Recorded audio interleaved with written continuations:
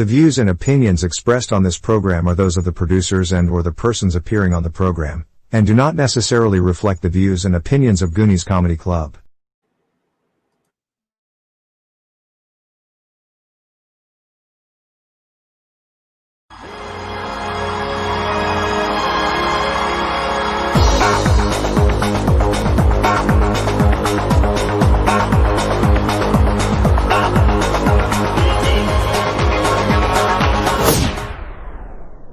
And good afternoon, everybody. John Russell. I am stuck at home today with a great young comedian. Everybody's young to me because, you know, I'm old. But, folks, I'd like you to meet Josh Florhaug. Hey, everybody. This is there he is. And by the way, I was going to say, Josh, by the way, you've already got a comment. Ooh. Carrie is here early. Carrie's the best. Carrie helped me out. I'd like to give a shout out to Carrie because during this pandemic, I was not house sitting. I was taking care of one of my older relatives, which we'll talk about in a minute. And he can't get up and down the stairs very good. And I tore my meniscus in his basement. Oh, no. Yeah, and I couldn't get up. And Carrie's a physical therapist. And she's been my friend since high school. So I called her, and I thought my knee was dislocated. So I called her and I was like, how do I pop my knee back into place? And she's like, there's no way that you can do that on your own. Oh, my God. And so luckily, a doctor lived across the street and came over and took care of me because he was working on his yard. Oh, my gosh. Yeah, I have the best luck. Oh, unbelievable. Yeah, it was a lateral tear in my meniscus. So luckily, my uncle was coming down the stairs. He heard a jackhammer out front. He opened the door, and the doctor was out front, like redoing his driveway. And he came in all sweaty and took care of my knee. It was great. Holy cow! What timing? There's Joey Parsons saying hello to you. Oh, I love you, Joey. Joey's my best friend in the whole world. We live together in our 20s, and we still hang out all the time. Awesome. Very good. Well, I would be remiss if I didn't acknowledge the situation here in Minnesota. Yes. And as you know, a lot of the comics that you know from the Minneapolis community are doing pop-up food banks. Yeah, pop-up food banks. I mean, I saw a thing for pop-up medical. Yep. Carolyn Blumberg, big shout out to her for doing her thing because she's worked in medical, I believe, all her life. So she's taking care of people the best she can. I know they're, diapers, food, hand sanitizer, masks. The Minneapolis comedy community really stepped up. It's so cool to see. I know me and Morgan donated some money to Ollie Sultan in the beginning of it, and I couldn't be happier to be from that scene with what they're doing with the protests and everything, and just making sure people who lost everything, including houses and businesses and stuff, and are unable to work are able to get what they need for everyday essentials. Absolutely. So I'm gonna pop up a couple of graphics here. So there's two spots where they're doing things. Ashley Henderson and Bruce Leroy Williams are doing stuff up on the north side, and Shea Webby is doing stuff in St. Paul.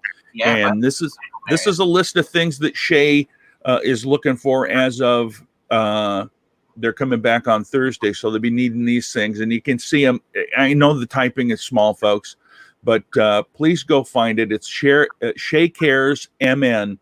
You look that up on Facebook, and there's an email which is also shakecaresmn at gmail.com. And they're also looking for people because they've got a lot of volunteers that are helping, separate the food and get it ready and help people. There's a lot of administrative stuff that has to be done.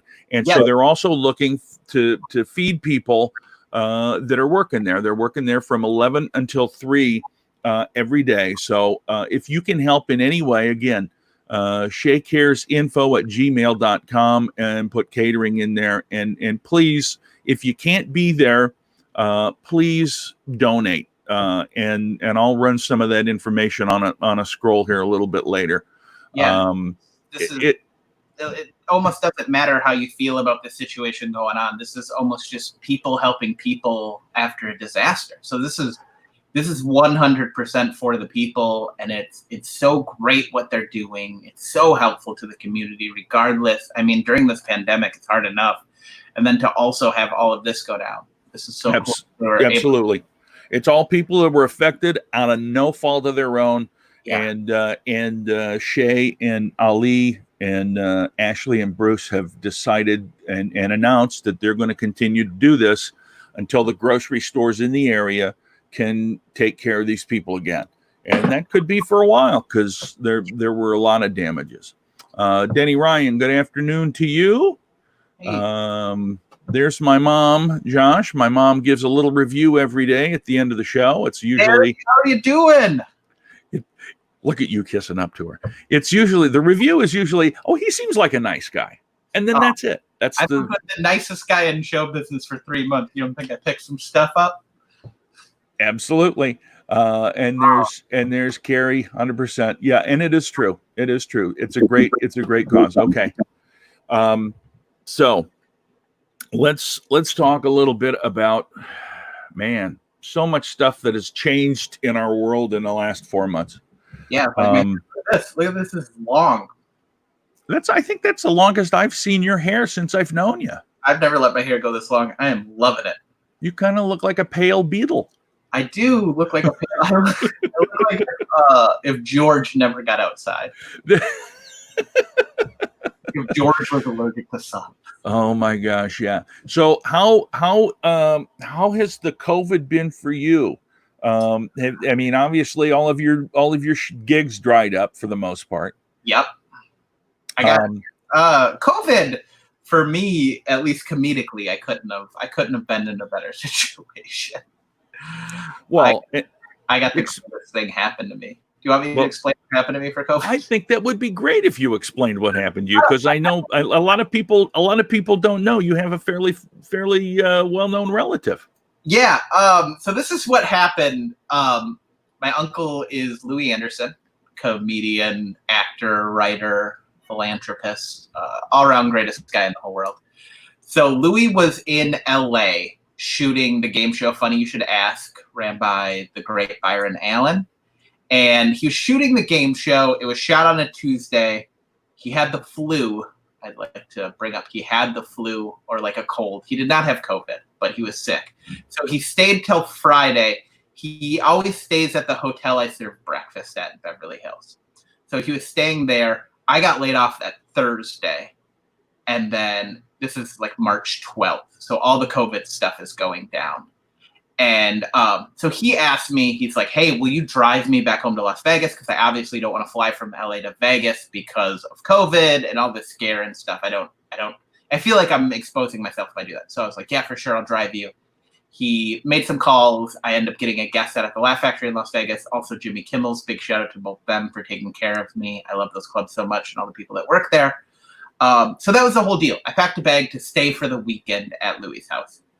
I do the shows, and then that Saturday I do Jimmy Kimmel's, that Friday I do Laugh Factory. That Sunday they shut down Los Angeles. So I decided to just stay for 3 months, and I stayed with Louis Anderson up until 4 days ago. That must have been so much. Well, first of all, it's your uncle, right? Yeah. First of all, it's my uncle I'm taking care of. So there's the aspect of that I just don't want a guy who's near and dear to me, especially with the comic thing, because we tour together so much. Yeah. A guy who I grew up without a dad, so it's easy to say that he's very much like a father figure to me. So it's one of those things where I couldn't let him risk flying when I had no work. I could just drive. Yeah. It's a 4-hour drive, and he paid me. Perfect. And I got guest sets on the Strip, which were a trip because I was a part of the last shows on the Las Vegas Strip. So were the crowds there still just like normal crowds, or were there people that kind of sensed something was going to happen and they were coming? Because I heard that in some cases people kind of sensed there was going to be something that happened, so they wanted to go out and do stuff before things closed down. It was very much that. It was very much that feel. We were not allowed to do meet and greet at the Laugh Factory, so we stayed in the green room for an extra 20 minutes, which is totally fine. It was a safety precaution, and probably would have done that anyways. Jimmy Kimmel's, we left right after the show, and I ended up talking to a few people and taking pictures. But everybody I talked to at because there's still some Laugh Factory people hanging around when I left. Everybody I talked to was like, this is going to be the last weekend. Everybody knew that Vegas never closes down. But I think for safety, a lot of people are like, this is the last weekend. I think we can justify it to ourselves that we're going to be going out. Gotcha. And so would this been about would this have been like the third week in March? March 13th, I want to say was okay. We left. So 14th and 15th, I believe, are the day of the shows. Gotcha. That middle week when LA shut down and everything started to shut down. The week Vegas shut down that Tuesday. Amazing. That was pretty crazy. It was exciting to be a part of it. I would say the Laugh Factory shows and Jimmy Kills were both about 3/4, if not a little more full than that. But they were there to have a good time, and you could tell everybody kind of knew it was going to be their last time doing that. Yeah. So in the time that you were staying with Louie, did you go out and do shopping for him then too? Yeah, I did. I did all his grocery shopping. I did like all the runs just to keep him in the house. I did all because obviously he runs his own store still, his own merch store. So I was mailing stuff every day and things like that. And he lives in Vegas, but he lives off the strip. I would say about 20 minutes. Okay. Very nice. Well, that's awesome. And then because of that, you also, when we talked about this, you also now, in this, because of the COVID, you also have now a very awesome NBC television credit as well. Yeah, right? Yeah, that was a cool thing. I got 2 cool credits that happened during COVID. I was part of the April 1st, the April Fool's Day. You know, the New York Post always posts like 60 comics. Oh, yeah. I was in that as well. Oh, I didn't know that. Yeah, Louis got called from his manager to submit one of Louis' jokes, and he did that. And then Louis also was like, hey, my nephew's also a comic, and he's living with me. Just send the link of his video. So they sent the link of a 7-minute video that I had to the Post, and the Post picked a joke. Oh, wow. Awesome. And they're like, hey, thanks. We really like the bonus comedian. And they put my joke in there. So that was a really cool thing. I was right in between, unfortunately, the recently deceased Fred Willard and Louis. Oh. Hello? Did we freeze? Glitch. It's a traffic glitch. It happens all the time. Okay. Yeah, so we're back. We're back. So you were between. I didn't hear. So you were between something, and I didn't get to hear the whole thing. Fred Willard and Louis Anderson. Oh my gosh, what a great sandwich! And two people I so admire and look up to. Oh my gosh, and so sad that Fred has passed away. Yeah, but that was a really cool thing because like Maria Bamford was in there, Mike Kaplan, Josh Gongelman, all these people I've met and I really like, but I got to see their Instagram posts about how excited they were to be in the Post and to also be in the Post. I was like, this is so cool. It is so great. Yeah. And then thing, Funny or Die and Byron Allen got together to do a charity event through Feeding America, where they were going to have comics shoot sketches at home and send them in. They had Kevin Hart, Adam Sandler, Kevin James, Eddie Murphy, obviously Louis, because I was a part of it, Dane Cook, all these great, great comics send in videos that they made at home. So me and Louis made a fun video about me teaching Louis how to use the app Cameo. Oh my gosh. Which isn't far from what I did for the 3 months I was there. There's many apps I taught Louis how to use and just overall computer stuff. I taught him how to use StreamYard, which me and you are using right now. So it was a really fun, cute. You guys can watch that, I believe, on the NBC app. You can watch the Feeding America Comedy Festival. I believe we're right after the hilarious Jody Miller sketch. She also has a fantastic sketch. So watch both of those. It was really fun. Yeah, it was a sketch about me teaching Louis how to use Cameo. Is Louis on Cameo now? Louis and me are both on Cameo. Cameo gave us both. They wanted Louis forever, but they also gave me an account. That's awesome. Them. We slid under the wire. Like Louis got a Cameo. Oh my gosh, that's so perfect. Your family, if you want me to. I was hoping since we. I was going to say I was hoping since we know each other, you would give me a discount. Well, my camera price is $15.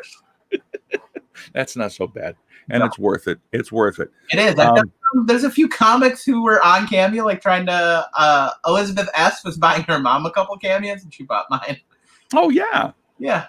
yeah. I think that Cameo is kind of a cool deal. Although some of the people on there are the prices are just like outrageous. Yeah, that's because I want to do Cameo. That's what that is. That's all that is. Like Louis was steal at $150. Oh yeah, absolutely. Absolutely. That's what he wanted to do. Like what he said it, and then when we were on the phone with obviously the support people of Cameo, and they quoted him way higher, and he's like, well, let's make it lower so I get to do a bunch of these. Yeah. Because like that, Louis is such a genuinely good-hearted person that this is finally the app that gets to expose how great he is. Yeah. I don't know why he's at work. This is to show you the secret that Louis is way nicer than you even think. Oh my gosh. So he puts so much into him when he does them. It's so great. So let me ask you this. I mean, was it like just fun the whole time when you were staying with him, or it was fun the whole time. I mean, obviously with him being a little older and the news and COVID being so scary, at least in those first couple of months, I did have to be like, hey man, gonna be okay. Yeah. So I got to be that guy for a little bit. I got to be the helping hand at like we're gonna be fine. I mean, I took all the proper precautions. If I went to the grocery store, I wore a mask, I wore gloves, all that stuff. Yep, and that's what you got to do. Yeah. So there was such that worry for the first month where it's like, you're gonna get it because if your neighbor coughs, it's gonna go under your door and then attack you. Yeah, and if you cough into the air conditioner, it'll come through everybody's pipes. Yep. Remember that when New York first got it, and they're like, New York has it because they have old pipes. Yeah. Remember that? It was said on the actual news. Yeah. Yeah. Like, everybody has COVID. Oh my gosh. So let's talk a little bit. I mean, obviously, you've got a very famous uncle who's a very well-established comedian for literally long before you're born. Yep. I mean, I remember watching Louis when I was a young guy, and I'm old. And I don't mean that to say that Louis is old. He's not that much older than me, but I'm 58. Okay, yeah, so he's like 9 years older than you. Yeah. So like I said, not terribly much older than me. But I remember watching him, and on television, and I remember when he was in the movie Coming to America, and I thought he stole the show there. But point being, so here you are, you've got a famous uncle. How much did Louis' success play into you wanting to become a comedian? It definitely played into me chasing it as hard as I do. Because you've known me for all 7 years I've done comedy. Yeah. Like, it definitely made me know that there is a way. Because I think that's the thing with comedy is it's such a crapshoot, and there's no certainty on fame and things like that. You kind of just got to go with it. And with me knowing that Louis made it and me being related to him, I was like, oh, I could do this. Yeah. So do you recall the first place that you went and started? Oh yeah, the Red Sea Room was my first. Oh my gosh, really? It was about I'd say 8 or 9 years ago. Ran by Joey Vincent. Remember the contest where you won a $20 bar tab? Yeah. I went to the Joke Joint workshop once. I had about 3 minutes of material. I did it. Ken gave me some pointers. Kate Urquhart gave me some pointers. I think Patrick Ryan Bauer gave me some pointers. All those people gave me some pointers, and then Joey Vincent was also there, and he was like, "Hey, I run a show. Do you want to do it?" Because he knew that I could bring people because I was new, and that's how it worked. And he was like, "It's a contest, and the prize you'll win $20. Don't worry about the contest part." And I ended up winning. Oh wow! So I was like, and then I remember Wendy Mayberry and maybe Leah Mansfield and a few people came up to me and they're like, and Conroy, and they're like, you should keep doing this. So I just did it every day after that. And and then eventually I did, if you remember Joe Roberts had that room in St. Croix Falls. Mm-hmm. I emceed for Joey and Bill Young. Oh wow. This is the thing, because as you remember, I never told people I was related to Louis when I started. Nobody knew. And I was going to say that's one of the cool things, and I think that's one of the reasons that you got good feedback, because you didn't tell people for a long time, and I think that is the absolute smartest thing I've heard any comedian doing, because then you would get honest feedback from people. They wouldn't just kiss up to you because you're Louis' nephew. Yeah, and by the time I told people, like, people already didn't like me enough to where they didn't care. Like, I don't care. Everybody's always liked you, Josh, and you know that. I don't care if you're related to Mr. Hollywood. We're not being nice to you. Well, now you're Mr. Hollywood, but yeah, back then, no. Back then, I was not. So I MC the show for Joe Roberts. Joe Roberts sees that I'm a young comic and I'm clean, and does the ultimate thing where he's like, "Hey, do you want to MC for Louis Anderson for $0?" You know that, where you find a new person, but you've already blown your budget on hiring a big act, and you're like, just see if this kid wants to do it for the experience. And I said yes, and I got booked to work with Louis before anybody knew I was related to Louis. God, what a story that is. And that's how Louis found out I did comedy. Oh, you didn't even tell him? No, I didn't. I met him like 4 times before I started doing stand-up. He's my brother. He's my great uncle. He's always lived in LA or Vegas the entire time I've been alive. So I saw him like maybe 1 or 2 New Year's shows. And then when I was 14, my grandma was working for him in LA, and she took us to Disneyland and took us to a taping of The Family Feud. And he was there. We met him at the taping. And then we went swimming at his house, and he wasn't even home. So I'd never really met him. He only met me in like large groups of meeting family. So like there was no way he remembered who I was. So what was that like? Like you went to the show and he's I called him before the show. I got a picture from my grandma, and I was like, "Hey, you're gonna be in I think it's like somewhere in Wisconsin, La Crosse." I was like, "You're gonna be in La Crosse, Wisconsin." He's like, "Yeah, do you want tickets?" And I was like, "No, I'm emceeing the show." And he goes, "Oh, how did that happen?" You know, you're gonna be a little weary. Did you ask? Is that how this is happening? And I was like, "Oh, the guy doesn't know we're related. I do comedy. I started stand-up comedy. I didn't want to bother you with it, but I'm emceeing the show." And he's like, "All right, cool. Just be clean." And I asked him, I was like, "Hey, will you watch my set?" And he was like, "No." Because that was when he was like, that was like right after boot camp and stuff, and he was mentoring a lot of comics. Oh, yeah. Mentoring comics, he goes, "I don't think you're ready for me to watch you or anything. No offense, but like you're not at that point." Well, at that point, with all the boot camp stuff, he was probably watched out. Yeah, he was watched out. And I was like, "No, watch me." And he was like, "No." And I was like, "Watch me and take notes." And he's like, "I don't want to be that mean on somebody that new." And he's like, "You don't know the things I'm going to tell you, and you shouldn't 4 months into comedy. So yeah, what's the point?" I was like, "No, watch me. This is how I learn, is by getting it over my head." And he watched my set. And I forgot who the middle was, but I brought up the middle, and he had a notebook, and he was sitting behind the curtain in the theater, and he threw the notebook at me. And I grabbed it, and I was like, "Oh, what's written in it?" He goes, "Nothing. Slow down. You're great." Oh, wow. That's awesome. I didn't slow down for 4 years. Remember that time when I first started and I talk really fast? Oh, yeah. Yeah, that lasted forever. Oh, my gosh. That a lot. I remember one time we worked together, and he goes, "Are you on drugs?" I'm like, "No." He goes, "I bet that's what the audience thinks." Talks. He's so mean to me about it. Oh my gosh. Well, but that's the thing. He can afford to be, right? And it's also no, because all of the information is 100% correct. I should have slowed down because the crowd probably didn't think I was on drugs. Yeah. Yeah. Oh my gosh. The problem that anything he tells me, he's not wrong. Well, that's it. And that's, I think, a lot of times, I mean, the good news is that I would assume that anytime he's ever told you anything, you've never said, "Yeah, I'll listen, but you're wrong." I mean, in your head. I go, "What do you know, old man?" Yeah, exactly. And for 3 months, I got to say stuff like that, and then I'd leave his bedroom and go write it down. Yeah, exactly. You don't know shit about new comedy. And I think that's one of the things is that it's good because you have that knowledge that people that are older sometimes know more. Yeah. And particularly with, good Lord, I mean, he's been doing comedy since what, 70s? 78, yeah. 78? I mean, 84 was his first Carson. Yeah, my God.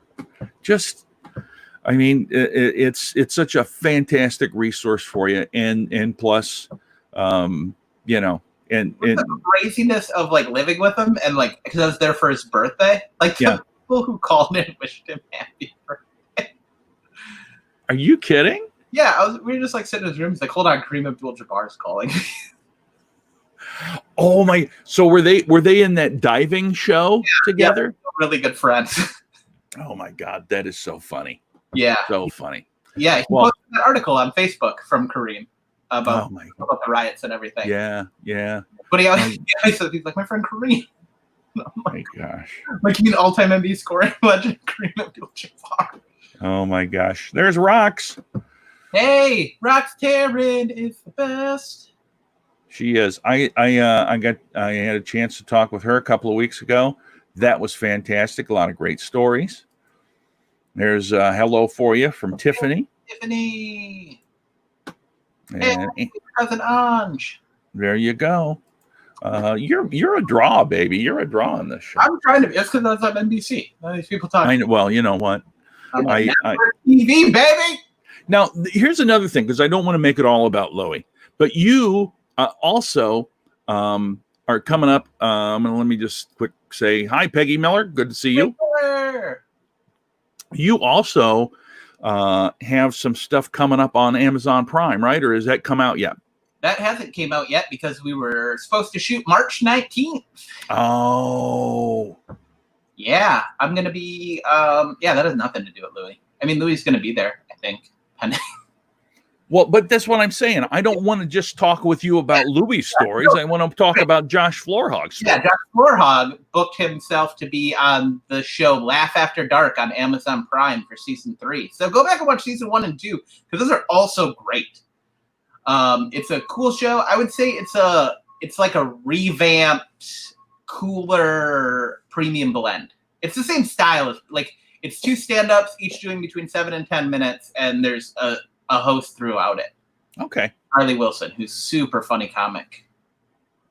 So, and then have they given you a reshoot date, or that's kind of still up in the air?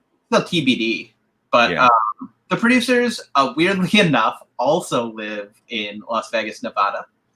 So I hung out with them a few times when hiking with them. They're really great people, but they're all still stoked on it. Perfect. Well, that's the thing. I think there's so much content now that's not available to people that they probably watched it up. We watched all the TV. So yeah, exactly. And I mean, this season's going to be so good. There's so many great comics on this season. Like the auditions were fire, and like they picked from that, and that was such a great lineup of people. It's super awesome, and I'm super excited to be a part of it. To the point where, yeah, I hike. I'm fat, but I hike. No, I still have my, like you can see behind me in my bedroom, I still have my outfit picked out in the closet put together. Oh, no kidding, for the taping? I was so excited because, like, you know, I always wear cardigans on stage. I bought a new cardigan. I'm just going to wear a solid t-shirt. I bought a new pair of pants, and they're all hung up because I got them dry cleaned. And I'm like, these just live in the closet. I'm not going to wear it as an outfit. One, it's too hot to wear a cardigan outside now. But they're just gonna wait there until it's time, right? Wait there till it's time. I got shoes for it. I'm so excited. Oh my 4 God. days, John. 4 days. We were supposed to shoot before they shut the city down. So so let me ask you this. Do you think if you would have been able to shoot it, do you think they would put it out, or do you think they'd wait? It's all about what Amazon would. Because here's the deal. They were shooting us throughout 4 days. So if we would have shot, let's say, maybe a month before, I mean, they probably could have edited it. I don't know if it would. I mean, it was supposed to come out, I want to say in September. I don't remember. But I mean, it probably would have came out then. And from the looks of it, we're all still going to more or less be locked in. Yeah. I mean, not as tight of a leash, but I think we all still be consuming media. And I think we all will when it comes back. And I think the world is going to be in a place where it needs to laugh, where all this comes up. So I think it's just going to be. I think it's going to be good.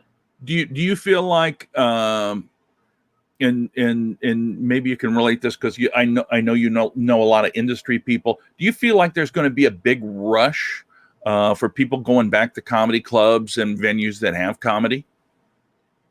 Yeah, I think it's going to change a lot of things, though. I think like some bigger dogs are going to work some smaller clubs because theaters won't be open. So I mean, not people like Rogan or Dave Chappelle; those are arena comics. But I think people like your Theo Vaughns and your Andrew Santinos and like Ron Funches, who are working all these small theaters, Roy Scovel, all these people who work bigger venues and had just got out of clubs. I think maybe they'll go back to clubs for a little bit just to maybe repolish up.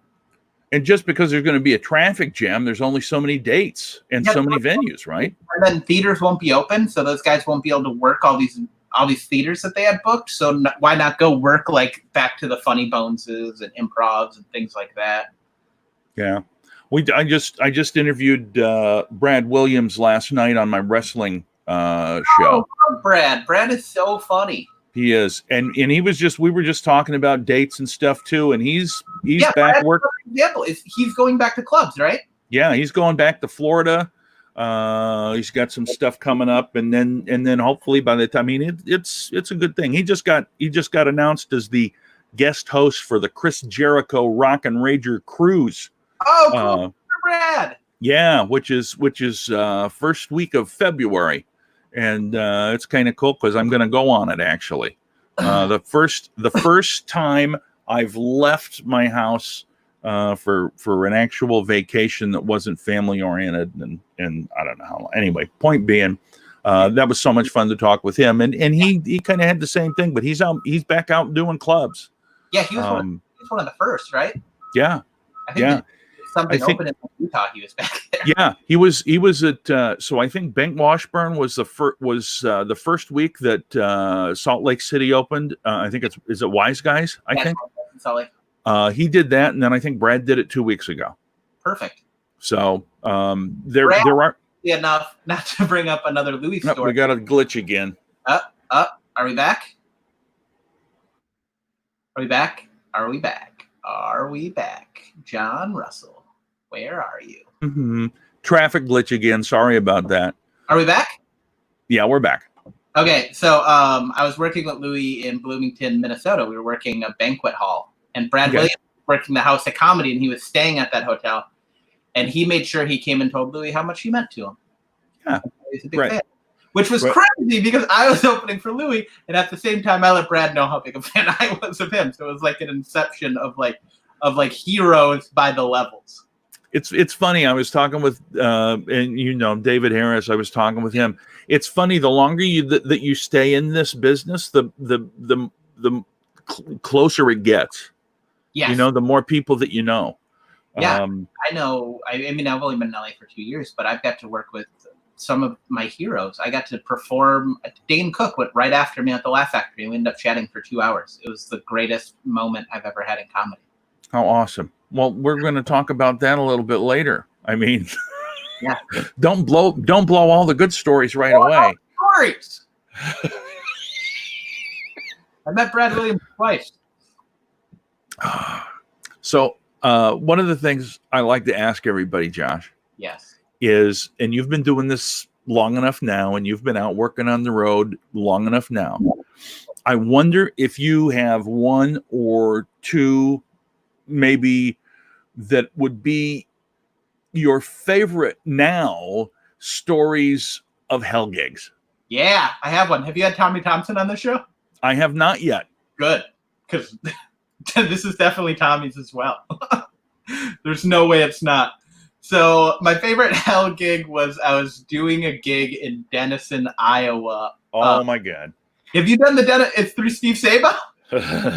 I've heard of it. I haven't done it. Oh, it's the fucking worst. Can I swear on here? Yeah. Okay. It's the fucking worst. So I was working, me and Tom, I was featuring for Tommy. We had to share a hotel room, which is fine because me and Tommy are really good friends.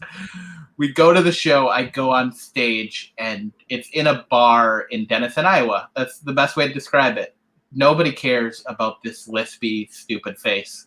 And they just could care less about my set. So I'm just like, I'm going to just barrel through it. I'm just going to keep doing jokes till 30 minutes is up, and then I get to be done.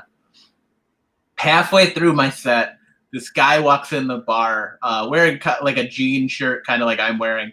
and then a big 10-gallon hat. And then he just yells out in the bar. He goes, drinks are on, JR. The whole show, and then everybody just turned around and starts ordering drinks. And in the mic, I'm like, I'm going to need 4 Jack and Cokes to get through this. Boy, give him 4 Jack and Coke. This is what I drank. And he got me 4 Jack and Cokes, and then he just proceeded to yell to people throughout the rest of my set. Oh, my God. And I just kept trying to go at him, and then he'd just, like, yell at me to stop yelling at him, and then just go back to talking. It was the worst. And then I got off stage, and he handed me $200 cash. Are you kidding? And he goes, sorry for fucking with you, kid. And then Tommy goes up, and Tommy asks to wear his hat. So he lets him. And Tommy is a pro in one of my favorite comics. Tommy Thompson is very funny. Yep. He brings him on stage because that's what Tommy's going to do. He's going to de-escalate everything. And he goes, JR, I bet you have a lot to talk about. And he goes, you can read it in the Denison Gazette. I got my own article. Well, of course you do. This guy is very opinionated. Tommy goes, what your article's about? And he goes, well, I have a lot of people I don't like in media. Tommy's like, I could probably guess who they are. So can you. He's like, I don't like Oprah. Tommy's like, this is going where I thought. He's like, I don't like Tiger Woods. I don't like Obama. And Nelson Mandela had just died a week before this happened. And he goes, and I don't know who this Madelia Nelson is. Why do we have to care that she died? And Tommy crooks me. He goes, you mean Nelson Mandela? And he goes, yeah, what was he, like the president? He goes, actually, he was. He goes, of what, Africa? He's like, yeah, South Africa, to be said. You're going to kill me. And then he sits down. And Tommy's like wrapping up. He just gets up and starts raising money for Tommy. Well, Tommy has 15 minutes left. So we weren't allowed to do jokes. We just got yelled at by a racist redneck who was definitely on speed. And then tried to pay you off. Paid us off. It was great. Oh, my gosh. David Harrod, it's good to see you, buddy. Oh, David. Yeah. And then I had just broken up with my girlfriend. I made out with a lady. I was real drunk. A lot of Jack and Cokes. JR did not. Oh, there's more to the story. Never mind. I forgot the rest of the night happened. So, Tommy's wife's probably not watching this. We go to what we hear is a strip club when really it's a basement of a house. Because we were told that was the only bar still open. So we go there, and we go in there. We're not like strip club guys. I talk for Tommy. Even if his wife's watching, he's not a strip club guy. Neither am I. So we go. We're just there to get more drunk for free. And we get driven there by some girl, and she drives us to the strip club, and we go, and there's just like a picnic table in the back, like an outdoor with a black guy who I guess is the only black guy in the town. And he goes, oh, these boys funny. They're on me. And then he buys us a bunch of drinks. He was at the show. And he's like, you know what? Fuck JR. We're like, we like you. And then the strip club owner comes up, and we ask for shirts, and they tell us that we can have shirts if we put them on stage. And before they could finish saying on stage, me and Tommy were already swinging on the pole together. Again, this is like in a basement of a house. So there's like a pole, it's like cement floors, like a makeshift bar, and then some picnic tables. Oh my God. Yeah, and we almost got a lap dance. The guy who bought us drinks tried to buy us a lap dance, and this girl's nipple ring was so infected you could see it in the dark lights. God. We declined, but we did give her money. Oh my God. Respectable gentlemen. Please, ladies and gentlemen, please welcome to the stage Pussy. Pussy. I think her name was Monster. I remember them calling her Monster. She gave aggressive lap dances because we watched. Oh my God! Like that is like, it's like she gave a lap dance, and I was like, well, if this looks good across the picnic bench, I might take her up on it. And then it looked aggressive and mean. And I was like, saying no was the smartest thing I ever did this whole night. I got to tell you, Josh, I've done over 40 of these interviews, and I ask everybody about hell gigs, and I did a best of hell gigs. This is the absolute best one. The absolute best one from start to finish. Oh, and then I made out with that girl who drove us. Well, that was kind of like a tip for her, right? Yes. I could only describe her by what Tommy called her the next morning. He said she looked like, because I was like, she kind of looked like Cameron Diaz. He's like, she looked like if Renee Zellweger played Cameron Diaz in a movie. Oh my God. Oh my God. Unbelievable. Yeah, that was a hell gig. Oh yeah. So let's talk about now. That's the hell gig, and I hope the hell gig stories are always the best. But I do want to talk about the absolute peak, the high point of your comedy career to this point. When did you feel like, oh my God, this is the greatest? I have two stories. One of them I alluded to with Dane Cook. We'll do that one second. The first one, I've mentioned my uncle. We've talked about him a bunch. And then I've worked with him since I was like 6 months into comedy. So he let me keep opening for him. He just gave me only 5 minutes, and he'd pay me a little bit of money. And I was never great at his crowds. His crowds are older. I wasn't great at comedy. Sorry, I've been drinking a lot of tea. Mad burps. But I was never that great at comedy. And I'd do his New Year's gig, and I'd have good sets, but I wouldn't have great sets. And these gigs are at the Burnsville Center for the Arts, 1,200 people. I always do okay. And this specific year, I'd been on the road a bunch. I'd really nailed down my feature set. This was a time where I really felt like I was a comic, because this was about 3-4 years ago. And we're doing the New Year's gig, and I just know I'm going to have a great set. And he stops it, and he goes, hey, slow down before you go out there. Just slow down and have a good set. And I went out, and I got 3 applause breaks in my 15-minute set. I was walking around on stage, which, as you know, when I first started, I wouldn't move my feet the whole time I was up on stage. I was walking around. I was confident. I was having a great time. And I just destroyed. And the kicker of it, which makes it my favorite comedy moment, is I brought Louis up on stage. I had a great set, and I just knew he was finally going to compliment me. Because he always just has pointers he gives me. And I was like, this is where he's going to hug me and say, great set. And I brought him up on stage. I put the mic back. I gave him a hug, and he whispered in my ear, see what happens when you fucking listen to me? Oh, that's beautiful. I walked in the back, and my girlfriend's backstage. She's in my dressing room. And I'm like, hey. And she's like, you were really great. And it was so fun to watch you. I'm like, oh, did you watch me at Louis? And she goes, yeah. I go, what did he say? Did he say something positive? Yeah, he was just like, he's listening to me. That's why he's doing it. I was like, that's great that he could not only take credit for his great set, but he also took full credit for my great set. Well, it's going around. It's going around. And oh my gosh! So your Dane Cook experience. Dane Cook experience. When I moved here, luckily, Louis sent my tape to a lot of the major clubs, and some of them gave me a shot at doing a set. And the Laugh Factory was one of those clubs, which is super cool.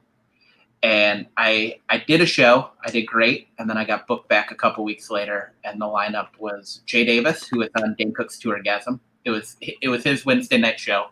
He runs a Wednesday 7:45 show at the Laugh Factory and a Saturday. So these are amazing shows. So it's Jay, and then he hosts them. And then I went up because I went up first. And then Dane, and then David Spade, and then Godfrey. Mm. And so he gives me the same chunk of time he gives everybody else, which is a 15-minute set. So a big, juicy chunk set, sold out Laugh Factory. And I go up, and I just have it. You know, those sets where just anything out of your mouth hits and everything is going right. And I'm just having that set, and I'm on the stage at Laugh Factory. And it's almost like it's one of those situations where in time, where you're like, this is going to be one of the greatest moments of my life. And I get off stage and standing right next to the stage because he's going up next is Dane Cook. And he just gives me a fist bump and like kind of grabs me as because I just go, hey, Dane. And I walk by because I don't want to be like, I don't want to talk to him. I don't know if he's in his head because he's getting announced. And he fist bumps me and he goes, dude, you fucking killed it. He's like, meet me upstairs because it's kind of where the green room. It's like, meet me upstairs. We'll chat after the show. And I was just like, wow, this is what I'm a comedian. It was one where it's like, oh, I'm one of the comedians now. So like getting to perform there, and then I've got to perform at Comedy and Magic a few times. So I've got to work with like big names, like doing sets. Like Chris Redd from Saturday Night Live told me I was very funny. Stuff like that. Just stuff like that's really cool. Oh, it's very good for you. Dayton Cook shut me down the second he got upstairs. Like he did the coolest thing I've ever seen anybody do. He got up and I got up to go shake his hand. I was like, great set. And I was like, I just want to let you know, like you were the first comedy album I bought. And he goes, hold on. He goes, we're just two comics hanging out after the show, man. You don't have to do all that. He goes, I've just been doing it longer than you. He's like, but the way I see it, we're on the same level. We're on the same show. We did the same amount of time. Very cool. And then we just chatted about comedy and about filming his first TV spots and where I'm at and things like that. It was so surreal because he was the first album I bought. His Comedy Central half hour was like one of the reasons I wanted to do this. Yeah. So. Very good. Very good. So as we are in COVID times, and you already talked a little bit about some of the stuff you've been doing. Yeah. Have you participated in any of the Zoom shows? Because there's a lot of those going on out in Los Angeles right now too, aren't there? I think there's a few in Los Angeles. I've been doing most of the Minneapolis ones. Oh, okay. Yeah, I've been doing almost all the Minneapolis ones, and then I get booked on some of the Los Angeles ones out here too. So how do you like them? Do you?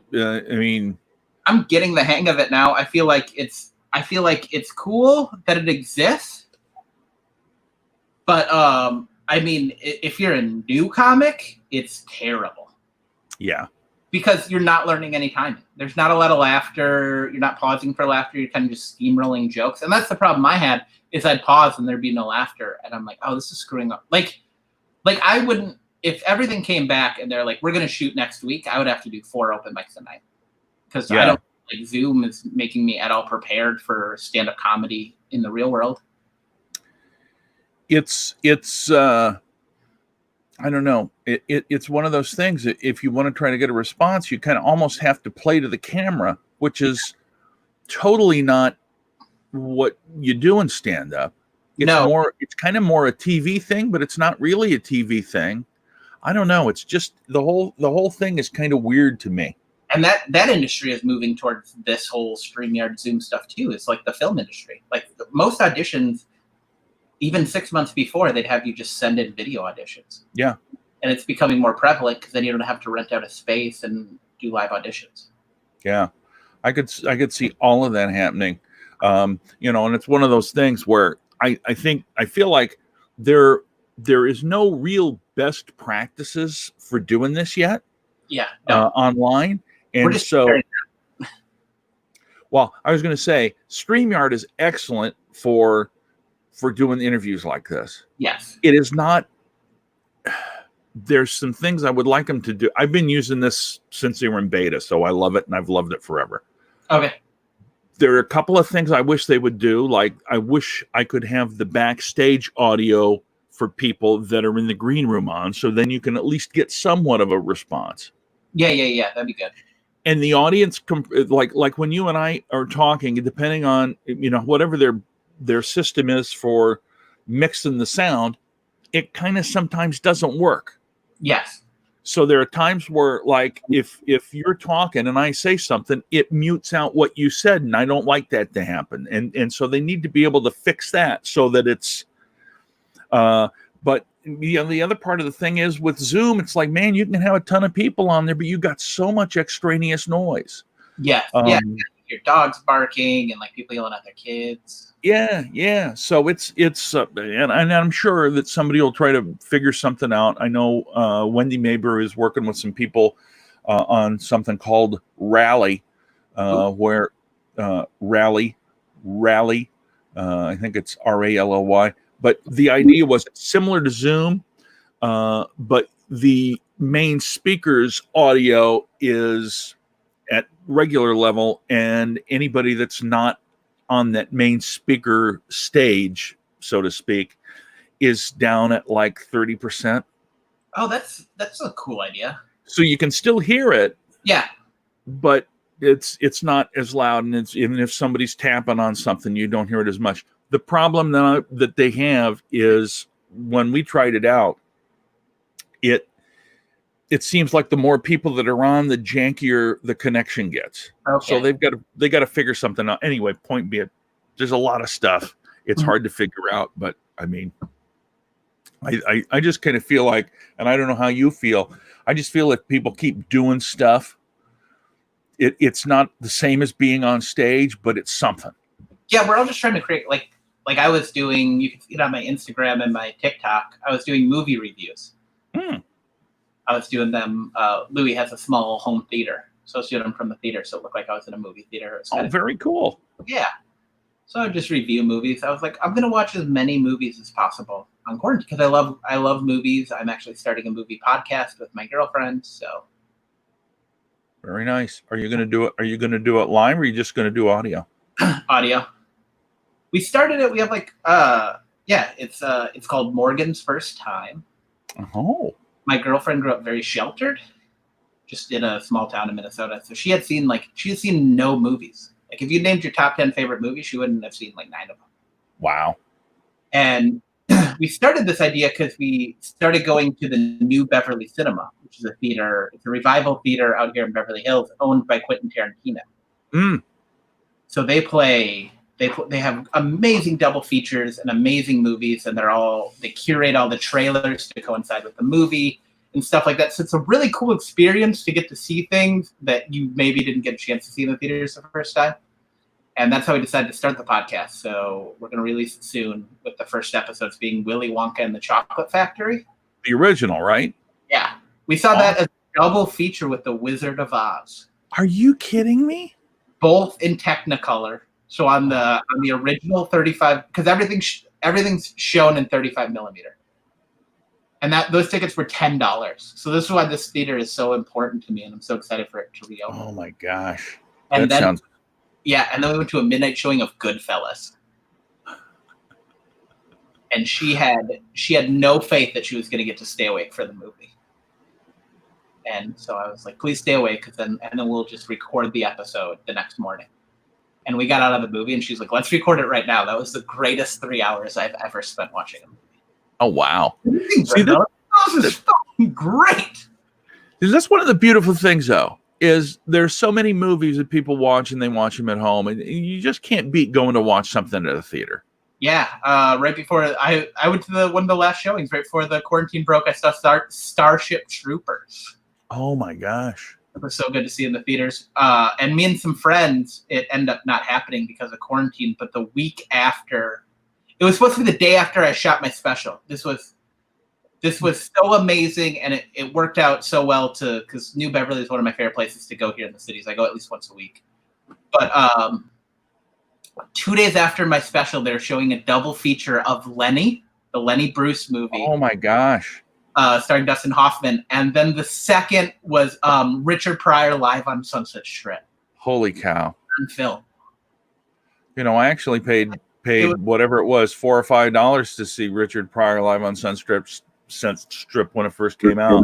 It's so cool, though. That was such like a moment where I was like, this is the most Hollywood thing ever. So I'm shooting a special, and then I get to watch movies, the two basically godfathers of modern comedy. Yeah. Oh my gosh. Unbelievable. Yeah, I hope they bring that back. Well, Josh, we're coming up on an hour. All right. And I can't tell you enough. So other than your podcast, is there anything else that you want people to know that, obviously follow you at Josh F Comedy. Yeah, Josh F Comedy, joshfcomedy.com. The under the down scrolls are, where you can find me on all social media platforms. Josh Florhaug, you guys see how to spell my name. If you're looking for a cameo, my price is $15. I'll wish your friends happy birthday and stuff. I have a list, so put as many S's in there as possible, which people have been doing. This is the worst. I thought this was a joke. I'm going to tell you this story, Russell. This is another funny one. So I'm on Cameo, and I get a cameo that this guy named Solomon Sloan is running for Jewish Life student body president. His nickname is Solo. And I was like, there's no way somebody didn't buy this just to fuck with me. Too many. And the school started with an S. I'm like, there's no way that Solomon Solo Sloan is running for student body leader of Jewish life at the school. It starts with an S. There's no way. And then the guy sent a video. He was raising him for his nephew, and it was totally legit. Oh my gosh! I definitely played into the S a lot. How many cameos have you done? Did about 10, 15. Wow. I think Louis done like 100. Well, yeah, because he's Louis. Like 4 days before Mother's Day, because the special or the Feeding America thing was on Mother's Day, so we got cameos that weekend. Oh, yeah. Him as Christine Baskets. And how heartfelt Louis is. He just wished, seems like the whole country, a happy Mother's Day. Oh my God! So he was doing it as Christine? No, he does like Christine impressions. He does Baskets like Louis impressions and stuff. Gotcha. Yeah. So you can find me on Cameo too if you want to get somebody something fun. Find me on all social media platforms. Obviously, after you find me, all the stuff will come out about my podcast. When that's done, we'll probably have it done in the next week or two. That's it. NBC app. You can watch the Feeding America Comedy Festival. Also, go to the New York Post, and you can find my joke there. Also, my YouTube, Josh Florhaug. Absolutely. Well, Josh, I can't thank you enough for spending this time with me. Thanks for having me on. It's so great to get to talk to you. You're one of my favorite people. You're very kind. Documentary together. You were on a little bit longer than me. Yeah, probably owed that to me. It's one of my, I have, so you have real credits. I have 2 credits. I'm on 2 documentaries, by the way. I'm on that one for 6 seconds uncredited. Yeah. And then I'm also on the Gilbert Gottfried documentary for 4 seconds uncredited. Where'd you get credited for that one? No, I didn't get credit for any of it. Oh, the only people, if you go to Amazon Prime and you pull up Pauly Shore's documentary, the only people credited are me and Kevin Saha. Yeah. And that's only because Kevin owned the club. Yeah, and I'm in it because I worked with Pauly twice during the shooting of the documentary. Yeah, well, you were down at Rochester with him. Yeah, I was at Wicked Moose. Yeah, that was cool.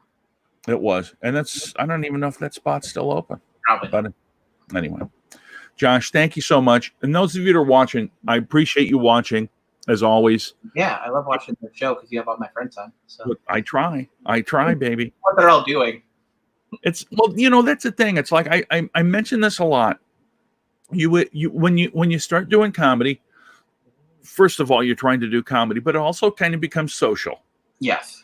And then it's like until you get to the point where you get a little success, you find out you don't get to see any of your friends very much anymore because hopefully their success, you don't see somebody, it's because they're out being successful. They can't come to the open mic anymore because they're out working and they're doing stuff. Yeah. And that's a good thing. It really is a good thing. Thanks, Peggy. And thanks, Carol. And thanks all of you. But I want to remind everybody, if you're looking on your Facebook feed, if you're looking on YouTube, wherever it might be, if somebody's doing a live stream, stop, give it a like, watch it for a little bit. If it's not your cup of tea, move on. But please, at least stop and look at it and make sure that some of these people that are creative that don't have an outlet right now because of all the stuff that's going on, realize that they can still make a connection with people and what they're doing has value. If you do that, you're a big hero to me. Whatever. If you're somebody who just saw me live one time, whether it be at Goonies or on the road, and you want to connect with me, just write and say hi. Absolutely. I'm very bored. Just play video games. I'm on my 3rd rewrite of a pilot, and I'm just trying to find an excuse to not do that. So all of us comics, we need love. We're very attention-driven people, and we don't get that right now. And if we have significant others, whether it be girlfriend, boyfriend, or whatever, or husband or wife, they hate us because we. My girlfriend works till she's a nanny still, and she works so much, and then she comes home, and I need so much attention. So, too. He's in a zoo at Penguins. I am. I do this. This is the Penguin Pit at the Monterey Bay Aquarium. I try to put something different behind me every day. Awesome. Simply because I know people just get tired of me, and plus I'm down in my room and I don't like people seeing it. Yeah, well, my room. This is offensive. Well, yeah, but you're a big star now. Yeah, I'm not. I'm just some dude in his basement. I'm just some dude in a house with another couple. It's all the same. It's all the same. All right, Josh. Thank you so much. Again, folks, I just want to remind you too, Shay Cares MN. Please follow that. Donate to them whatever they need. I know it's not money right now. I know they need supplies. So drop some stuff off. It'll make you feel good. Stay around and help out a little bit. It'll make you feel great. Folks. Plus you have a compromised immune system and send them money. Yeah, exactly. So look that up. And folks, again, thanks to Josh Florhaug. And folks, I will see you tomorrow at 1:00 again. Who do you have tomorrow? I stopped that. Right now, I don't have anybody. Okay. What I was hoping was I was actually hoping to get to see if I could get Ali or Shay or one of them to come on and talk, but they're busy right now doing this. So now we're going on longer. I was going to be done, you guys, but I love the fact that you're still here and interested. Yeah. I really do. But yeah, so tomorrow might be, I haven't done one in a long time. It might just be me, and I might just say, hey, ask me anything. I did that one time and it was a lot of fun. Awesome. And then Friday I've got Logan Nielsen, and Chris Schlichting from Davenport, Iowa, who does a little segment we call a Schlick Shopper. Wow. And I should try to get you to say that, introduce him and saying that on, hey, have you had Theo Manhattan on? No, I don't know who that is. He's an LA comic, but he's from Rochester. He's never worked at Goonies. He's a funny guy. No kidding. Yeah, reach out to him. I think the most relatable man is his handle. Oh my gosh. He has long curly hair. He's super cool. Theo Manhattan. Yeah, drop me a note or something, or so I can. Well, I'll look. We'll figure it out. Yeah. But we've run the gamut, and there's so many people, and it just sort of gets overwhelming to me. I love doing it, but it just I lose time, and then I get busy. And anyway, point being, all right, folks. All right. Hopefully, I get out to Goonies again soon when everything opens, and you guys can have me. I would love it. Yeah. He likes me, I think, still. Mark Clampy loves you. I know. I've been on a lot more TV, so that might be helpful. Well, yeah. I mean, he actually pays the MCs now. Yeah. I'm just teasing you, brother. Yeah. All right. I could split feature with somebody.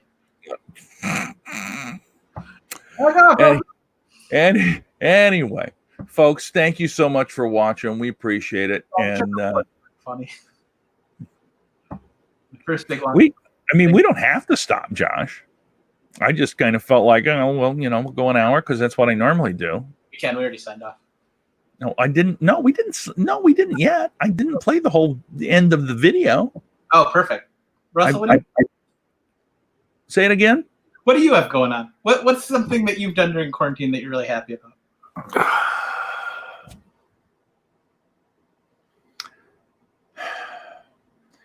It's interesting. So here's one thing. Well, Joey, right? And Joey's been out doing his live streams from out in the protests and the unrest and all of that stuff. Yeah. What story?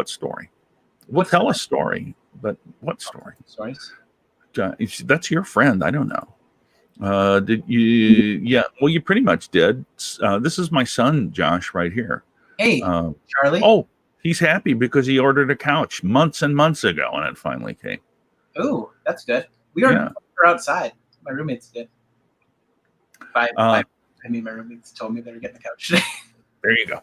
Anyway, so I mean, I've done a couple of things that are really fun. Like I am doing. I did it once, and we had a really good response. One night, a couple of weeks, I don't know when it was. So basically what I did was I went to the old match games from the 70s. Oh yeah. and separated the questions and answers, and then set it up so that it's a game. And so I've got some my old friends from radio and a couple of comics on there, and then we just go through and play the game. That's fun. So it was fun. It looks good, and we got a good response. So I was happy with that. I interviewed Joey. Joey Vincent. About Joey Vincent, Filter Free America podcast, by the way, if you want to look it up. About LA. I didn't hear you. I'm sorry. I did an episode last time I was in town for a wedding in September, and I did an episode about me moving to LA. Oh, yeah. Joey's been doing this forever, and he's out live streaming. He was out live streaming during that. He got tear gassed 8 times, and detained by the cops a couple of times. And he's got press credentials. Yeah. But anyway, point being, I interviewed him. There's another comedian. He's a young guy from Rochester, D'Angelo Funches. He was at a different spot in Minneapolis. So I interviewed them. That one, out of anything I've done, that one's going crazy. Cool. So that one we're getting close to, I think, 9,000 views on that. So that's huge. Yeah. So he's also done so much cool stuff. Oh yeah. I like that it came back at the end to Joey, because Joey was the first person to give me stage time, if you remember me saying. Absolutely. See, we know what we're doing. He's been my pal the whole time. Anyway, but like that, and I don't know. I mean, I've been running tech for Wendy Mayberry and Karen Pickering, doing their shows for Day Drinking with Mom. Yeah, for sure. So I mean, nothing great, nothing that says, "Hey, John Russell, you made it," but it's stuff that I like because I'm helping people that I like, and that's basically the reason I'm doing this, is to try to give some of the comics that I know and like a little bit more, way to get in front of people and connect again. This has been great. I've had such a blast. I have too, buddy. And I miss you. And keep kicking butt out there. You too. Keep kicking butt out there. I am trying. All right, guys. All right. Bye, guys. Take care. We'll see you on Monday. See you tomorrow. I don't know. I'm getting old and tired. Anyway, bye-bye.